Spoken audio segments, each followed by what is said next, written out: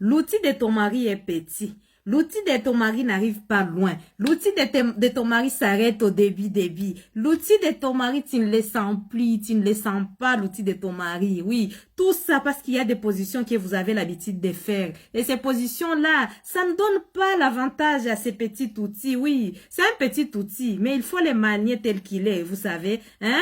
On doit gérer ce que Dieu nous a donné. Si Dieu nous a donné un petit outil, il faut gérer comme ça. Si Dieu nous a donné un grand outil, gérons comme ça, oui. Hein? Aujourd'hui, je vais te dire, quelle est la position que tu ne dois pas? Ou si tu peux, hein, tu as le droit de l'utiliser, mais tu ne dois pas optimiser dessus.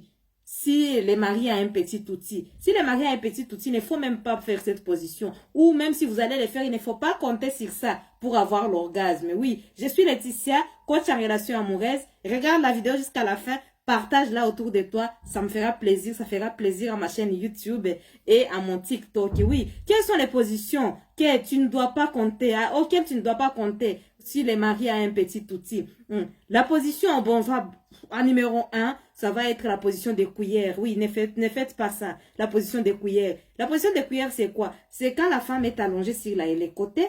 Et puis, le mari aussi va s'allonger sur les côtés derrière sa femme. Et les deux partenaires vont regarder du même côté. Donc, tu es allongé, la femme allongée sur les côtés, le mari allongé sur les côtés. Et derrière sa femme, mais les deux partenaires sont en train de regarder du même côté. Cette position-là, elle n'est pas avantagée pour les petits outils. Parce que les petits outils, du coup, ne va pas arriver loin.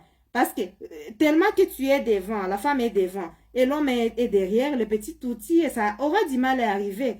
Hein? Et même si ça va arriver, ça va s'arrêter du mauvais côté. Et ce n'est pas une bonne chose que ça soit pour lui ou que ça soit pour toi, chère dame. Oui, cette position, oui, vous pouvez la faire pour vous amuser, pour vous exercer, oui. Encore une fois, vous êtes dans les couples, vous avez le droit de faire ce que vous voulez, mais il ne faut pas compter dessus, en fait, cher couple. Tu as compris?